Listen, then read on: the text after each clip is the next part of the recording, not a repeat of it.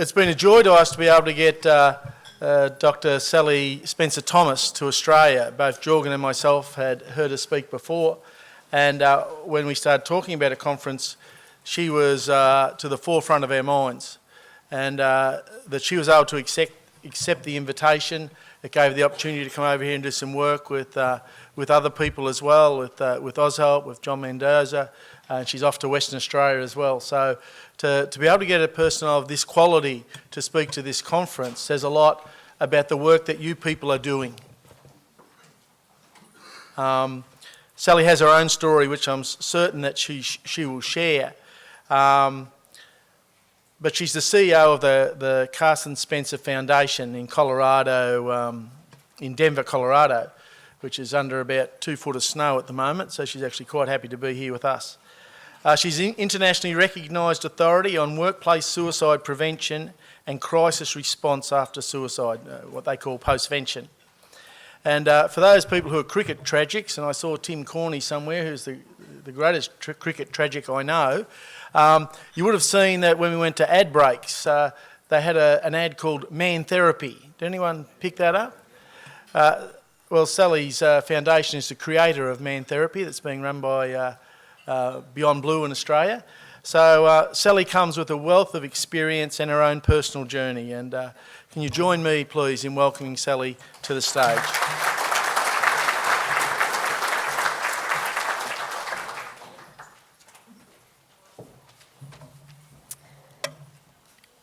The Phoenix Hope can wing her way through the desert skies and still, defying fortune's spite, revive from ashes and rise. That's what I'm going to speak about today. How do we rise from a devastating loss as unimaginable as the loss from suicide? I want to thank John and Jorgen and the whole Mates in Construction team for inviting me out here. I have to laugh every time I get that introduction because honestly, I'm here to learn from all of you. I've been working in the space of suicide prevention in the workplace for quite some time now, and I have never, ever seen an effort like what's going on in this room. All across the world, you have something incredibly special going on here, and I'm tweeting like mad over there to my followers across the world because this is a story that needs to be shared.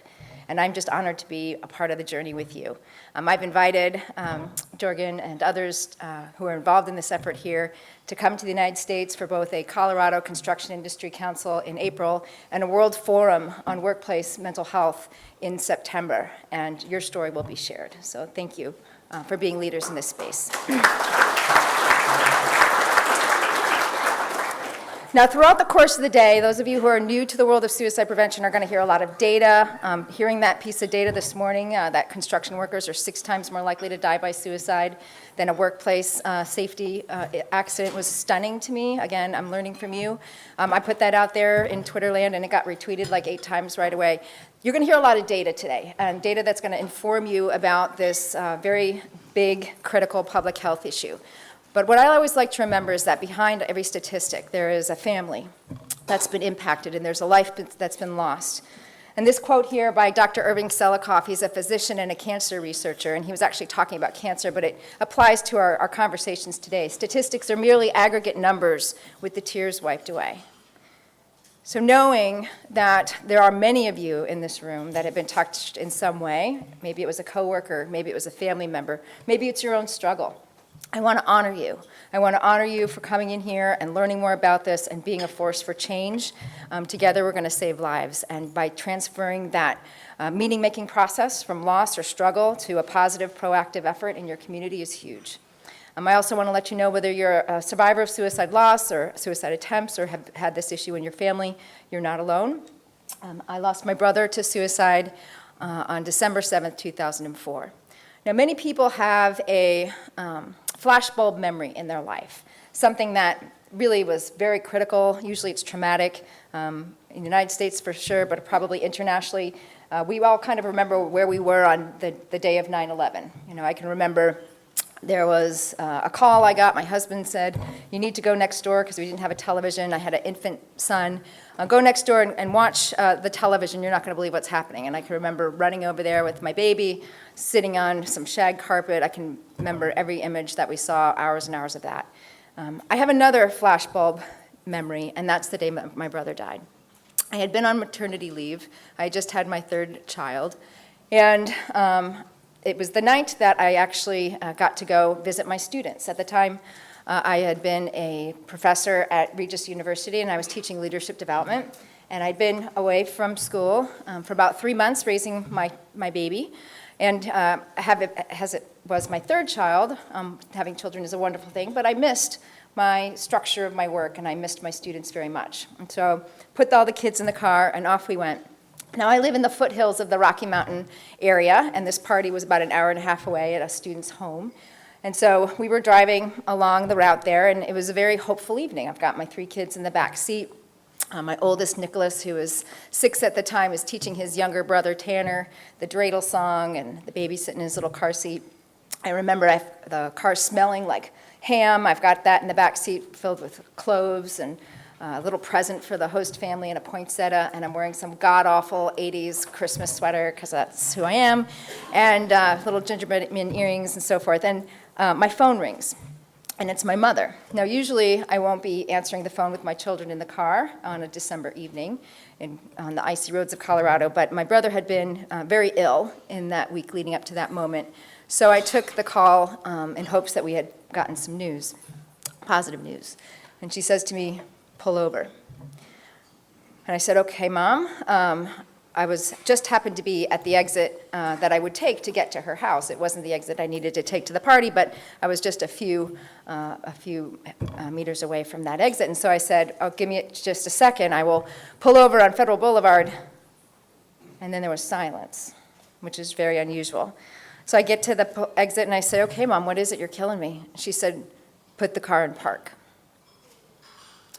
She said, "Our worst fears have been confirmed. Your brother has committed suicide." And whenever you get news like that, your whole world just kind of spins on its head. So I'm in the car, and I'm screaming, and I'm crying, and somewhere in the chaos of all that moment, I drop my phone on the floor. And so I get out of the car, and I'm on my hands and knees on the side of the road on a dark December night, fumbling around, trying to look for this phone. And in the back seat, there's the little voice. It's my Nicholas. Slices through the chaos like a laser beam, and he says, "Mommy, I'm crying for you." Now, my brother only knows his Uncle Carson as this magical person, as this man's man, this larger-than-life character who's funny and engaging and throws him up in the air like Superman and teaches him the finer points of shooting pool and how to ski down double black diamonds and all of this crazy stuff. My son does not understand what's just happened. And at some point, right in the middle of that, I realize that I have to somehow pick myself up from the shattered pieces of glass that I feel like on the side of the road, pull myself together in some shape or form for that mom on the other side of the phone and those 3 kids in the back seat. I get in the car, and it's everything I can do from that point on, getting up to my parents' house and reminding myself, red light means stop, green light means go. 6 months before this happened, my brother had his first full-blown episode with bipolar disorder. My brother had, by all accounts, been a very, very successful man. He was 34 when he died. He happened to have gotten a diagnosis of bipolar disorder when he was a college student. He had made some pretty reckless decisions when he was a student there and got sent home by the university for a year. My father freaked out by this chain of events and took him to see a psychiatrist. The psychiatrist gave him a diagnosis of bipolar 2, and for those of you who are familiar with how this works, that's the less intense form of bipolar, which meant he had moderate highs, where he was very charismatic and driven and visionary and funny. We called him the Pied Piper. He was an exceptional salesman, an entrepreneur, and a business leader, and he used that kind of energy, that energy to attract people to his work. And he was very, very genuine in his relationships with others. And then we had periods of depression, where he'd be filled with self-loathing, self-hatred. He would hole up in his basement, and sometimes he would self-medicate with alcohol or marijuana or whatever he needed to do to feel better. Sometimes he would venture out and get some help, professional help.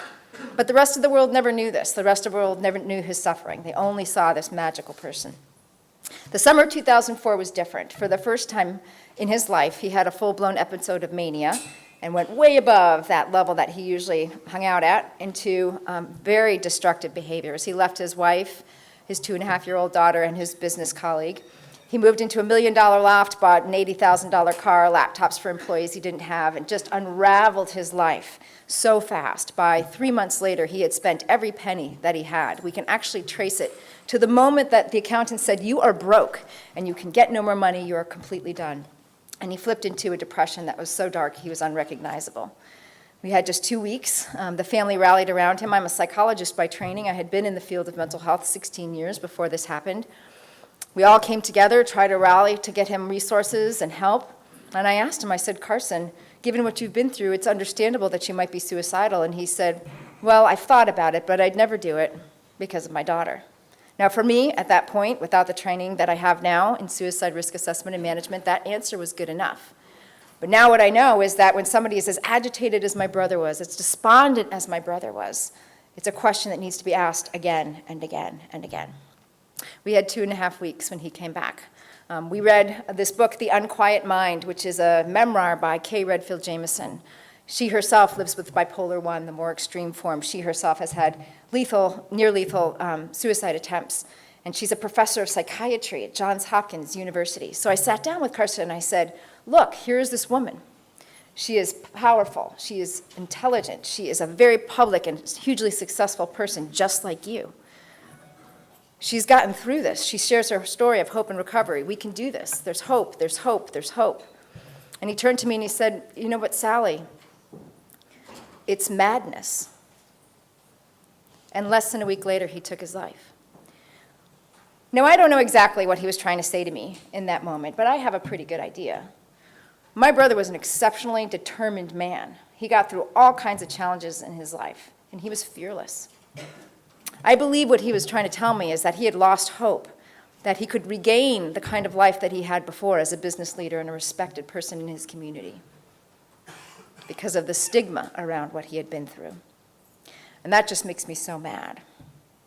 It makes me incredibly mad that somebody who has a treatable type of condition, something that friends can really help with, come together and support someone through their dark time, that they have to go through all these other social challenges to get what they need to get better. On the night that he died, my brother's good friend from Atlanta called my brother's wife and said, "Oh my God, what can I do?" And she said, "No matter what you do, don't let him be forgotten." So on the night that he died, the seeds for the ideas of the Carson J. Spencer Foundation were born. And it's beyond the scope of today to talk about the different things that we do. But one of the things that was really important to us is that we both honor the life that was lived as his entrepreneurship and business leadership filter through everything that we do, and find bold, innovative solutions to prevent what happened to him from happening to other people.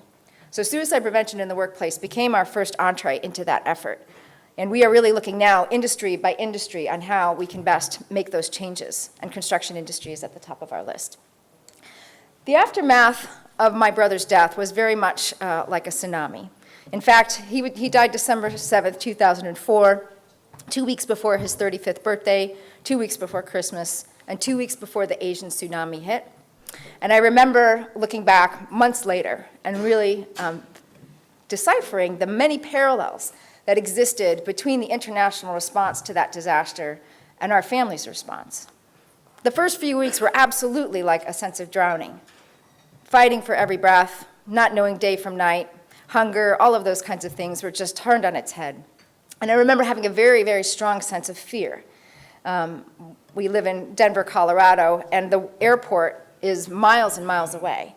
And we decided to hold his memorialization service anyway, and in the middle of the holidays, and so people were flying out from all over the country to pay their respects. And so I was driving out to the airport on a regular basis, and I would have these dissociative experiences where I literally wasn't present as I'm driving. I'm somewhere else. And I would come to these experiences with a flood of panic because it was fairly unsafe that you were not attending when you're driving. But then that panic would go on, and I'd fear for my kids' safety. I'd fear for all kinds of things, that the world was going to end and so forth. And that was just over and over and over again in those first couple weeks. At some point, though, I had to come back to my life, which was a very difficult transition. I had been out, as I told you, for months with my maternity leave. But this date loomed in front of me, January 3rd, and at some point I had to come up and deal with work and obligations and things like that. And I remember when I came back to work not knowing how I was going to respond or what to expect, and I opened my office door, and my desk was piled with well wishes, cards, stuffed animals, flowers. People said, "We're here for you." Now, not everybody gets that in this circumstance, but I felt very fortunate to know that my workplace was going to be there for me. But when I emerged from that sense of drowning, like the tsunami situation, and I looked around the landscape of my life, everything was different. Everything had changed. Things I thought were so important weren't. I had conferences, I had classes I was going to teach, and I just couldn't get motivated. And that lasted a really long time. And so it's very hard sometimes to reintegrate into a workplace, even one that's supportive, when you have experiences like this. The ripple effects from that spread quickly through space and time, and continue with the connections of social media now. We still get connected to people who knew of my brother and want to pay their regards. The aftershocks, some of them very anticipated, obviously birthdays and anniversaries and milestones where he's missed, but also the unanticipated ones. There was a picture of us that was very special to me that I thought I had lost. My brother and I actually had a song. That was our song. It was Whitney Houston's "I Will Always Love You." And when it ever played, we would swing each other around the room screaming that from the top of our lungs. We actually danced to it at my wedding. And this picture's at the end of the wedding night, and my hair's coming undone, and his tails are coming out of his coat, tuxedo back. But the expression on our face is just pure joy. And I thought I had lost it. So when I found it going through a box of photos, that was an aftershock that took me off my feet.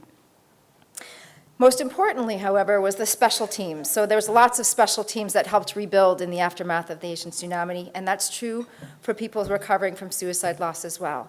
And workplace is one of those special teams that often gets missed, and so that's what the rest of my talk is going to be, is about how workplace teams can really help in the aftermath of a suicide, and the role that you all play in helping people transition from that. So my goals today are really about understanding this concept of postvention. What does postvention mean? We understand a little bit about what prevention means, but postvention is very critical in setting the tone about what it means to be in a caring community and helping people reintegrate back. I'm going to start a little bit with the individual response to suicide, but then also talk about community response and what it means in the workplace. So what is postvention? Postvention is actually a form of prevention for the next generation. If after a suicide we say nothing, it speaks volumes. It speaks louder than anything we could have done because it tells people that we're not a safe space to help with this issue, or we don't care, or this life didn't matter. So importantly, postvention happens on two levels. On one level, it's psychological first aid. How can we reintegrate a workplace community that has been dealt with a blow as strong as suicide? How do we provide grief support and trauma support? And on the other hand, how do we prevent copycat behavior? What things can we put into place to make sure that this is a safe response? So there are 3 stages of postvention, and this is a critical point that I want to make again and again. This is not just about critical incident response. It's not just about what we do in the days or couple of weeks after this tragedy. Suicide postvention can go on and on. For the inner circle people who are most significantly affected, it can go on for years. Parents who lose children, I've seen it go on for decades. And so people have an expectation sometimes, an unrealistic expectation that you should just get over it. You just need to put it behind you. This is the kind of thing that is very, very difficult. And the reason I share my story isn't to have you feel sorry for me. In fact, there are a lot of things that have happened that I'll touch upon about kind of making meaning out of situations that help turn people's lives into a different direction. It's not for that purpose. There's a rock group called Seether, and they have a video called Rise Above It. The lead singer of this video actually lost his sibling, his brother, to suicide. And the video itself of his song really speaks to the power of what a suicide loss does to a family. But the name of the album is Finding Beauty in Negative Spaces. And I think that's really about what the challenge in the aftermath of suicide really is. The reason I share this story is because most people don't. Most people don't share how devastating suicide is for a family and a community. And because that story is not told, the larger community does not realize the impact that this has. Sure, sometimes there are high-profile suicides, especially among youth, that make consciousness, but it happens much more frequently than the general public is aware, and they don't know because we don't share the stories. So I share it to model for you that we can talk about this. We can talk about it like other important community issues and get the attention that we need to create the influence that we absolutely have to have prevention be effective. So immediate crisis response is important, but it needs to go beyond there. It needs to have longer-term support as well. So immediate crisis is about channeling communication, and it's about containing the crisis, and it's about offering practical assistance to the families and people most affected. In the short term, then we move into what psychological support or different types of debriefing things that might be needed or different types of reintegration that might be happening. But longer term, we also need support for the anniversary or milestone things that pass in a community. How do we acknowledge that? How do we support people through those transitions? All right, on an individual level, there are many things going on in the aftermath of suicide. It's a difficult loss. It's a difficult event for many reasons. First of all, for most people, it is a sudden loss. So people don't have that time to have what we call anticipatory grieving. If someone's sick in your life, and if they have cancer or other types of life-threatening illnesses, there's lots of things that happen in that transition as people are dying that help with that grieving process. Important things get to be said. Important experiences get to be had sometimes. You don't get that with a sudden loss. It just takes somebody completely out of the blue. It also tends to take people well before their time. Yes, it's taking men in the Middle Ages most of all, but these are men who should have been living 10, 20, 30, 40, 50, 60 sometimes years more of life. They had life scripts with family and friends and things that they were going to do that didn't happen, and that's a huge loss for people to experience. The domino effect is also very considerable. So when a person in the midlife dies, which is often the case, that's where the burden of suicide rests, often that person is answering to two generations. They have older parents that were very much a part of their lives, and they often have children that were dependent and a partner. They're at the peak of their workplace responsibilities, and so all of those ripple effects go out into those systems of family and faith communities and workplaces and schools, and it is a huge, huge domino effect. People's incomes are changed, then their houses are often not being able to maintain, and over, more loss, more loss. It is a very traumatizing loss. I can remember very vividly, my husband and I were celebrating our 10th year anniversary the April following my brother's death in December, so just 5 months later. And we had planned to do a second honeymoon way before my brother died, and we decided to go forward with it, and it was in Hawaii. So here I am in one of the most beautiful places on the planet, walking around the Nepali coast, and all I can think about is the horror of my brother's death. Over and over, and I didn't witness the crime scene. It's my imagination, over and over and over again. And I said, honey, I thought about the kids maybe 3 times this morning on this walk. I've thought about my brother probably 400. It is something that's very, very hard for people to let go. To imagine those last moments is very, very traumatizing. And then the last part, if you can get through the grief, if you can get through the trauma and work through that, there's still this lingering canyon of why, is what Frank Campbell calls it. People fall into this canyon of why. Why did this happen? Why this person? Why couldn't we save them? Why couldn't we help them? Why didn't we know? And these are whys we never get answers to. We never get to that bottom of that canyon of why. And the longer we're down there, the longer we fester in trying to unravel that question that never gets answered, the longer the complicated bereavement becomes. So part of the effort is to really pull people out of that, something that never gets answered, and pull them into getting back to living. What to expect when people are bereaved by suicide? It is very common, and it seems a little strange sometimes under certain circumstances, but denial is a very strong psychological coping mechanism that we have. And I watched it happen in my own family. My brother took his life by hanging. It was pretty obvious that it was a suicide.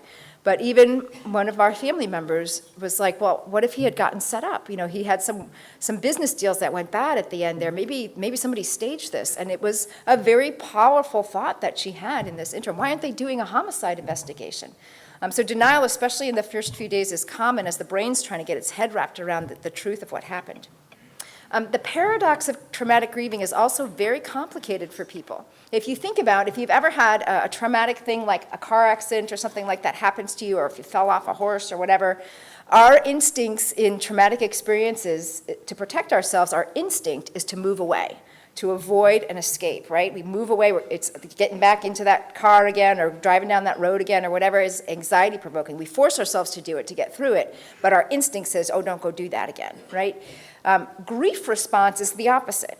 The grief response is about a moving towards something. It's about a connection. It's about moving towards a memory, moving towards love. All right, so within the person who's bereaved by suicide, both of those things are happening at the same time, and it's very confusing. Moving towards the loved one, moving away from the trauma, and it's kind of this push-pull thing that happens. Survivor guilt. This is very, very common, and it's very common in workplace situations. What if I had known? What if I had said something different? What if I had been more aggressive in trying to get them connected to care? What if I knew what to do? All of that festers and lingers and grows within a workplace and in families. Anger is also common. Anger at whatever is to blame, anger at the person for doing this, and it's kind of odd to be angry at a dead person. There's nothing that they can do to stand up in their favor. Shame, because of the stigma that we have around this issue, a lot of times shame shrouds a family, shrouds a friendship group. They don't know what to say. They don't know. They feel really ashamed of what has happened, and that also affects people's ability to reach out and connect with one another. Physical reactions. It's not uncommon to have what happened to me in those first few weeks afterwards, which was like, can't eat, can't sleep, having panic attacks, feeling like I'm losing my mind. Very, very common in the aftermath of really any strong traumatic reaction, but it's very unsettling, especially after you've witnessed someone kind of go through a very strong unraveling themselves. You start to worry, is this going to happen to me? And having your own suicidal thoughts is another common response. I see this very, very often with parents who've lost children. The grief is so powerful, and the desire to connect with that person becomes so strong that they have their own suicidal thoughts. And so as a community, to really support that family is critical, to really have a heightened awareness about the collateral damage of another suicide risk is a very important role that you can have for one another. And on the positive side, there's often magical things that happen in this space. Wonderful things about communities pulling together, about people finding sources of resiliency that they didn't know that they had, of growing in really positive ways in themselves and in their relationships. The empty chair is a factor. When you have milestone events or holiday gatherings or trips or weddings or funerals and this person's not there, it is a very powerful sense of absence. And I want to encourage you all, if you're feeling that grief in those absence moments, know that that grief is actually about love. That we wouldn't have this sense of longing and yearning if we didn't love that person. And to reframe that kind of sadness as honor was really helpful to me, because it was, when we feel uncomfortable emotions like that, sometimes the tendency is to shove it down. Let's push it out because it just doesn't feel good. And instead, what I would encourage you to do, for all kinds of loss really, is to open yourself up to it and think about that it is really an expression of honor and love for the person that was lost. And I love this quote. When you are sorrowful, look again in your heart, and you will see that in truth you are weeping for that which has been your delight. Rituals can be very, very helpful in people expressing grief. Sometimes words do not do it justice, but a ritual that we can do collectively can really help people express that loss. Rituals of remembrance sometimes that are very helpful are things like candle lighting, balloon release, dove release, things that communities can do together to honor the collective loss. Sometimes it's not just about an individual, but the collective loss of everybody who has been experiences by this. Rituals of communication are often, because it's a sudden loss, the opportunity to say things that we didn't get to say, writing those down in poetry or letters to the deceased. Rituals of nurturing are also critically important. Grief is hard work. It is very hard work. It takes every ounce of our body sometimes to process the grief experience.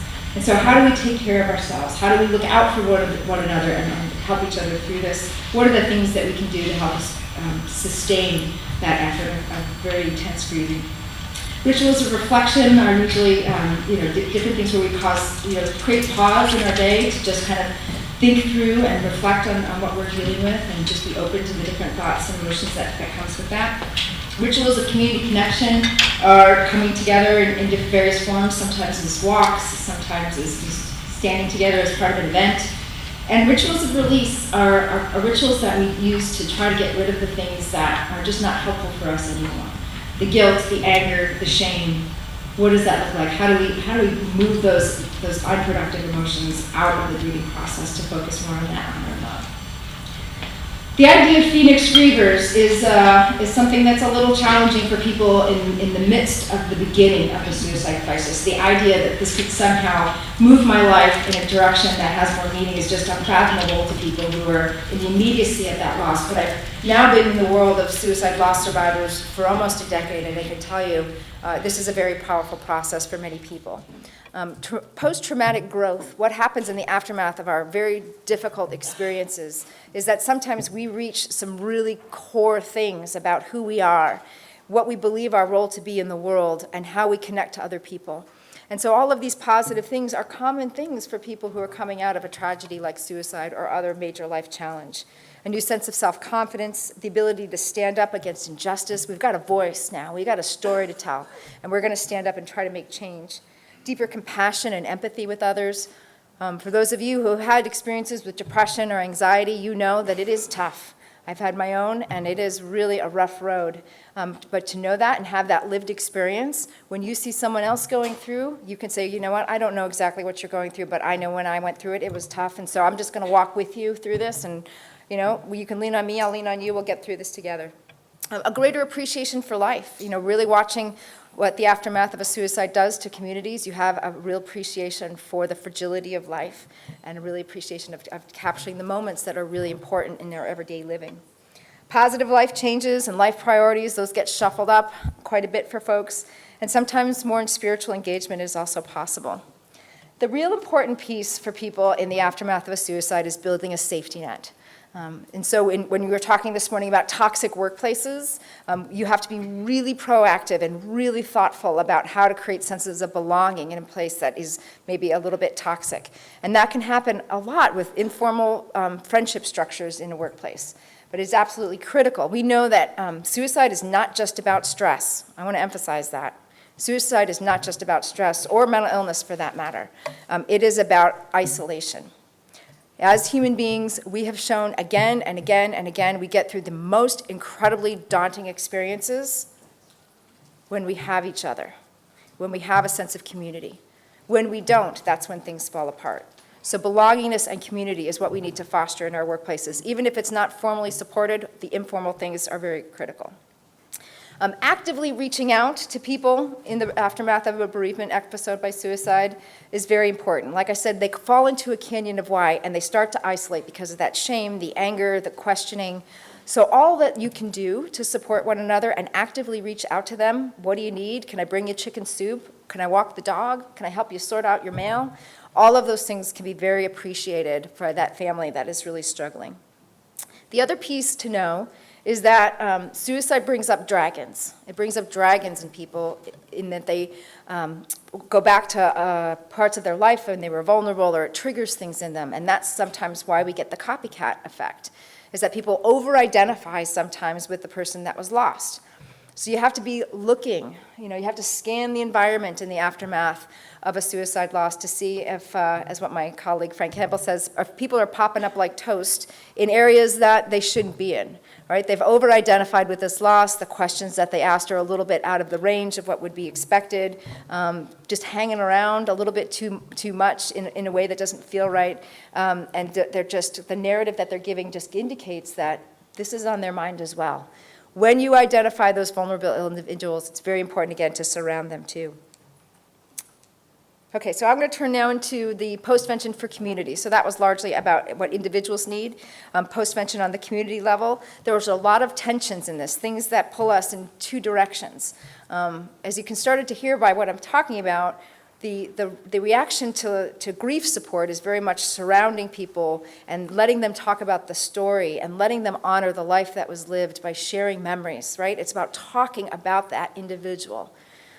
The process about contagion reduction that copycat reduction is very different than that. It's about shutting down that story, actually. It's about making sure that that one suicide does not get over too much attention, or that doesn't get talked about publicly in a very high-profile way with lots of glamorization, memorialization, and discussion about the means and all of that. So you've got these two forces that are kind of going against each other. And I am a big proponent that both are important and both can happen if we're thoughtful. This is really a private conversation. It's about what friends talk to friends about. It's about small gatherings of remembrance, okay? That's very important that we talk about that person.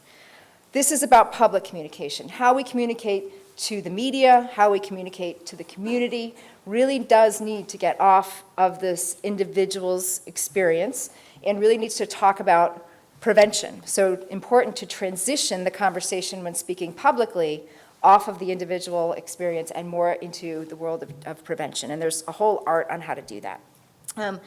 Another tension that's really difficult for workplaces, we know returning to the familiar structure of a workplace is healing and grounding for most people. Having some sense of control, like for 10 or 12 hours, I'm not quite sure how long these work periods are, but they're long. And having that, like, I know what I'm doing here. Like, I feel like I have a little bit of control over this period of my day. At home, it's completely different, but knowing I have a pattern here helps me feel back to something that's familiar.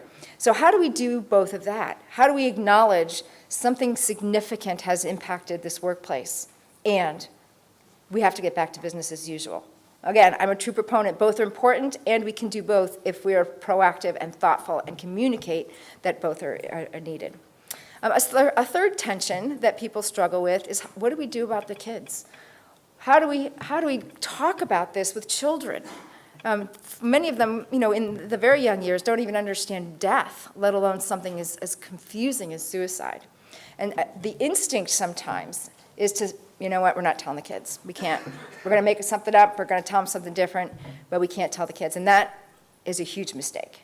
There are ways to tell children that are developmentally appropriate. Again, it's beyond the scope of the talk today to go into the details of that, but there are ways to do it where you're telling them the truth at a level that they can understand and only what they want to know. Okay, so you're not bombarding them with tons of information and certainly not details about the death in particular, but children are curious and they're also very smart. And so when you are not telling them the truth, guess what? They figure it out, and now you've got two things to deal with: a kid who's grieving the loss, usually of a parent or a sibling, and the fact that you lied to them.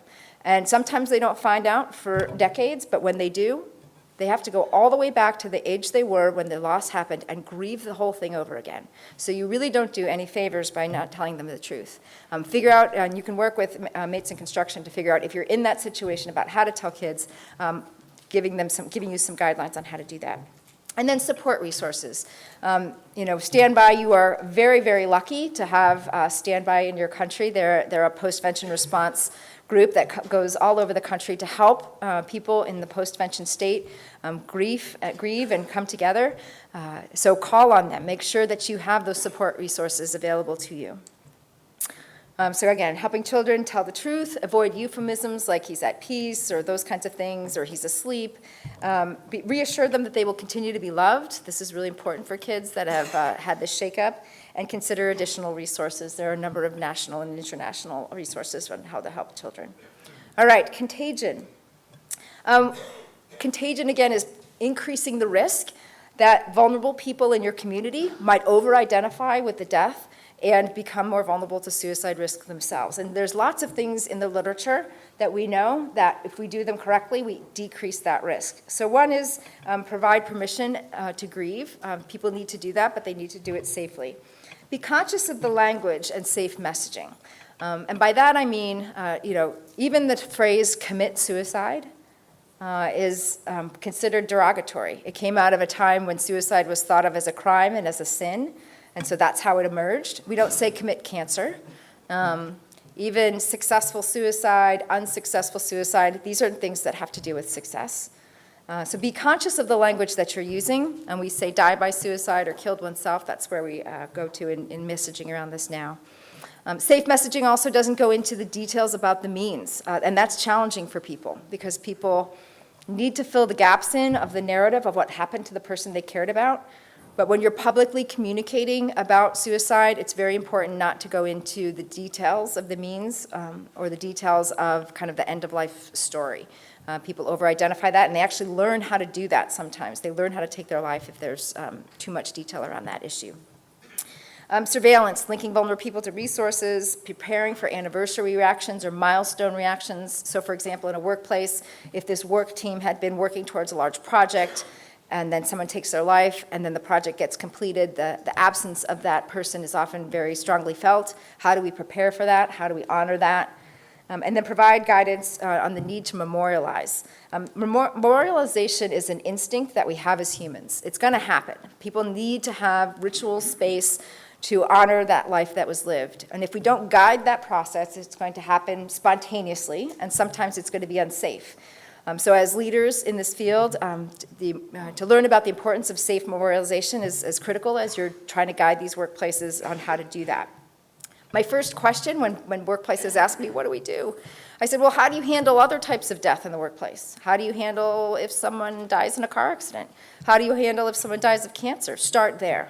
Whatever your workplace culture is about how we grieve loss in our workplace, start there. If the culture is, we all go out for a drink afterwards, or we send chicken soup home with somebody, we pass around a sympathy card, whatever it is, make sure that there's some kind of sense of continuity between other types of losses and suicide loss. Practice safe messaging for public communication around the loss. Celebrate the life and acknowledge the tragedy, and then channel the grief in a life-giving way. So by that I mean our instincts sometimes, and I heard these stories yesterday when we were doing the professional development session, is to somehow create a shrine somewhere, right? At the death site, or maybe where the person had a work locker, or at a desk, or whatever. Any type of permanent memorial for suicide is really discouraged, or even the shrining thing that sometimes happens, because it becomes such a marker for this tragedy that people who were not involved in this at all come across it, and now they too are brought into the fold of the ripple effects of this death. So permanent markers are very discouraged, but that doesn't mean we don't do anything. There's lots of ways that we can channel the grief in a very positive and affirming way. One of those is to collect all the people who are intimately involved and want to do something, and gather donations and give it to a cause that the person who died would have really loved to have supported. Maybe it's something around animals or the environment, or maybe it's about mental health, maybe it's mates in construction. But really channeling that grieving energy in a positive way. Another way is to collect stories or mementos or photographs from the friends, the workmates, people who had great experiences with the person who died. Collect those and somehow package them in a quilt or a book or whatever, and give them to the family. That's something very powerful that friends can do, and very, very meaningful for the family left behind. All right, what does postvention look like at work? This wasn't even a conversation we were having more than 3 years ago. So the fact now that we have some national guidelines that are best practices is we've come a long way, baby. And this is a public domain, free download. And for all of you in the room, please look at the URL, workingminds.org, and get this resource somewhere where it's just in time, somewhere it's accessible just in time for the people who are making decisions about how do we handle suicide in the aftermath in a workspace. It's a collaborative project by our organization and several other national organizations in the U.S. It went through a huge vetting process and just recently got on the National Best Practice Registry in December, so it's been very, very well reviewed. It gives the leaders 10 action steps on what they need to do, concrete things that they need to do in the aftermath of suicide, all the way from the immediate through the longer term. And it really is designed for somebody who's dealing with a crisis.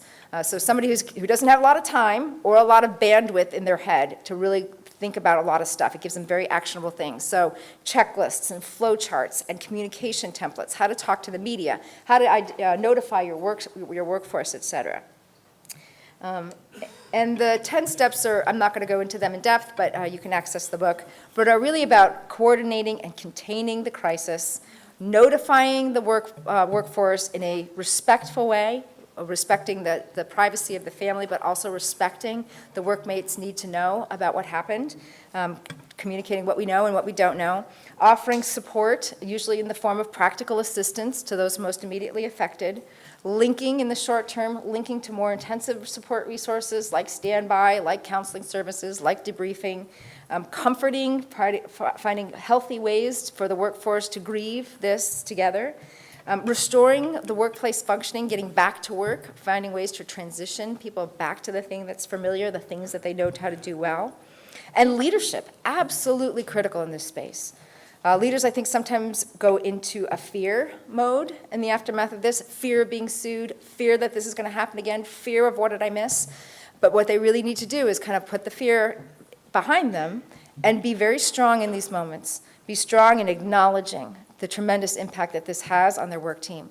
Be strong in acknowledging compassion. That's probably the biggest thing. If they can acknowledge compassion and really even talk about, kind of what we saw up here modeled by the panel, the impact that this has had, it gives everybody else permission to do that. It's very powerful.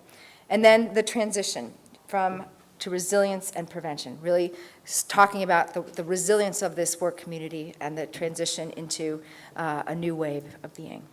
And then longer, finding ways to honor, especially around anniversary dates, and then sustaining the effort. When there is a loss like this, it does often become an opportunity to channel that energy about how did we miss this into energy of prevention, to really bring forth the resources and the engagement of that workforce to do things differently from then on. So I have just a little bit of time left for some questions. If there are some, I'd be happy to take them, and if not, we can have a longer break. Sally, thanks very much for your presentation. I was just wondering, in terms of the ripple effect, how did your kids react and how did they cope with Carson's death? And I suppose not more importantly, but just as importantly, how did Carson's wife handle the death?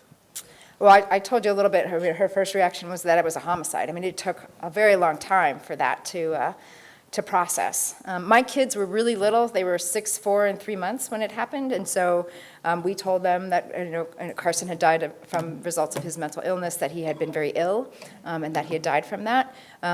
When they were 10 and 7, my oldest two marched into the bathroom. You can imagine 3 kids, 2 working parents. It's chaos every morning, absolute chaos. And so here they go. They're going to have this conversation with this. We're 20 minutes late already. Here we go. They walk in, and my oldest says, "We figured out how Carson died." Not that it was a secret, but like they finally made all the connections. They're like, "He died by suicide. We've been talking about Van Gogh in class, and that's kind of how Uncle Carson died, right?" And I said, "Yeah." It was kind of like they finally coalesced, and so we just sat down in the bathroom floor and had a 20-minute chat about the importance of that, and also then transition that conversation into, and if you ever feel that way, you need to come to me right away. And that was all they needed, actually. They come with me on all the walks I do, all the talks I do. My middle boy has raised money for suicide prevention for teens. Like, they're fully in the cause with me now, but they kind of had to come to that own realization after a number of dots got connected. My brother's wife has certainly had her own journey of this as well. She took a very different approach with their daughter.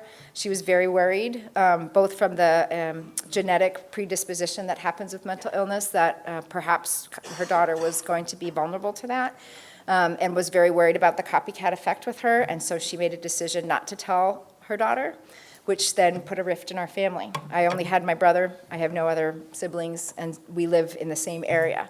So for a couple of years, I couldn't see my niece because she was worried that my kids would tell her. This is the kind of stuff that happens in families around this issue. It was devastating for all of us because that was a whole other loss that we didn't anticipate. And she said, you made your choice about how to deal with your child. I'm making mine. And I don't judge her for this. It's a very difficult space for families to navigate. But she didn't anticipate telling Kaya till she was a teenager. So that was really hard to cope with. But Kaya knew. Kaya knew from the very beginning. And so she told her mom, "Mom, I know." And then we got back into their lives. So, but those kind of ripple things happen. I mean, my father, and again, fathers of sons, one of the hardest things I see over and over again. We're doing a whole research project right now on men and grief and suicide because there's just whole different needs there that we're not really prepared for. My brother was his project, When my brother was successful, it was my father's greatest moments. And when my brother had troubles, as he often did, because he was just kind of a reckless guy, it was my father's project to make sure that he got back on track. So when he died, my father kind of lost his purpose in life.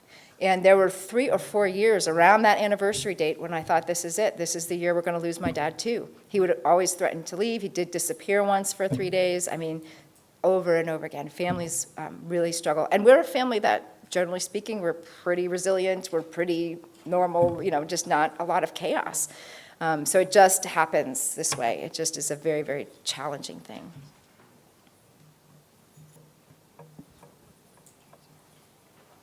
Thanks, Sally. It's my job just to quickly reflect and Oh, thank okay. you for your talk. Well, So- let me just close with a quote then. In the night of death, hope sees a star, and listening love can hear the rustle of the wing. Thank you for all being merchants of hope in this world of suicide prevention.